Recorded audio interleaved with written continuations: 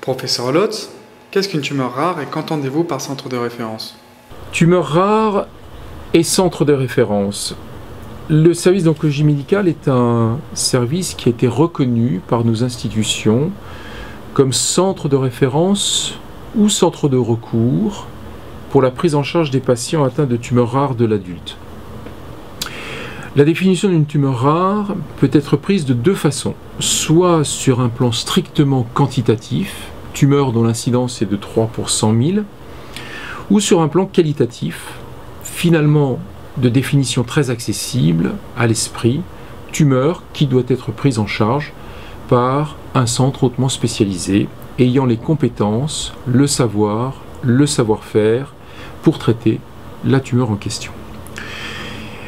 De fait, le service d'oncologie médicale a été reconnu dans des domaines très variés, tels que la prise en charge des patientes ayant une tumeur trophoblastique, c'est-à-dire une tumeur placentaire, les patients ayant des tumeurs testiculaires dites de mauvais pronostic, et nous y reviendrons secondairement, les patientes ayant des tumeurs rares de l'ovaire, et enfin les sarcomes, des parties molles qui sont des entités bien définies, touchant les muscles, les os, etc. Pour toutes ces tumeurs, un point commun, expertise, discussion des dossiers au sein de l'équipe et au sein de réunions de concertation pluridisciplinaires qui vont donc réunir plusieurs équipes médicales, soit de l'hôpital Tenon, soit, comme c'est le plus souvent le cas, des équipes issues de l'assistance publique Hôpitaux de Paris, notre institution mère.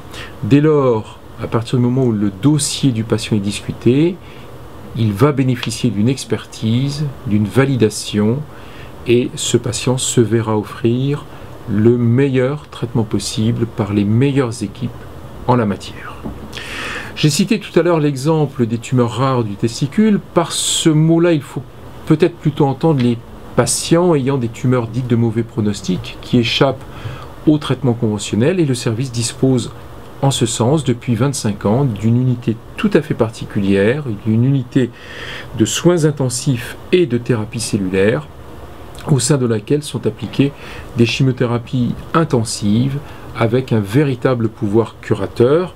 Nous avons maintenant dépassé le cap des 1000 intensifications thérapeutiques avec une expertise tout à fait reconnue qui nous amène à participer à des essais internationaux. Qu'est-ce que la PrEC vous apporte? Qu'est-ce que la PrEC nous apporte ici? Je dirais que la PrEC nous apporte tout. J'ai terminé sur la recherche en cancérologie. Cette recherche peut se vivre également sous deux aspects, en tout cas pour les cliniciens que nous sommes. La recherche clinique d'une part, et puis l'évolution naturelle vers la recherche translationnelle qui va être notre prochaine étape, notre prochain objectif, à savoir une recherche qui se situe dans un espace entre le laboratoire et le patient. La recherche clinique, tout d'abord, la PrEC nous a permis la présence permanente, quotidienne, de 5 attachés de recherche clinique, qui sont nos petites mains, avec toute l'amitié que l'on peut porter à ce trait de caractère.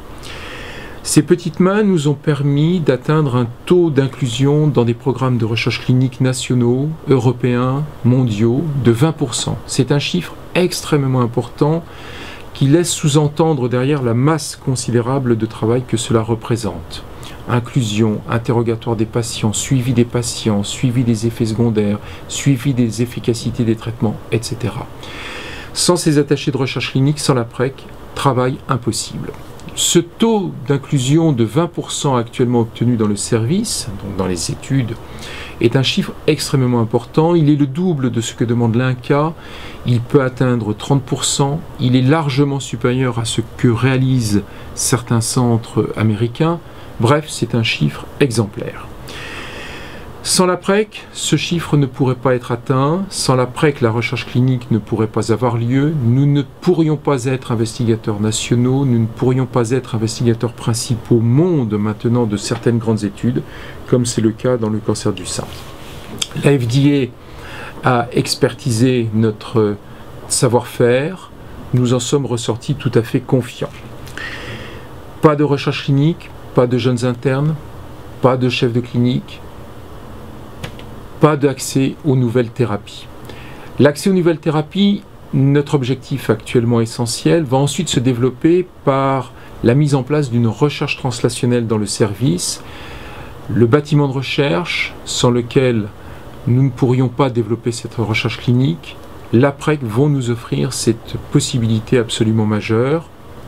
Dès lors, ayant accès à cette recherche translationnelle, nous aurons accès aux nouvelles drogues et ce sont nos patients qui vont avoir accès à ces nouvelles drogues, à ces nouvelles thérapies, les thérapies ciblées, de nouvelles chimiothérapies également.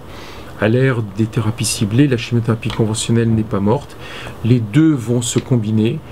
Toutes ces nouvelles drogues vont devenir très importantes. On connaît le prix du développement, donc notre savoir-faire sera mis au service des patients, encore une fois, grâce à l'aide quotidienne, permanente, que nous apporte l'APREC.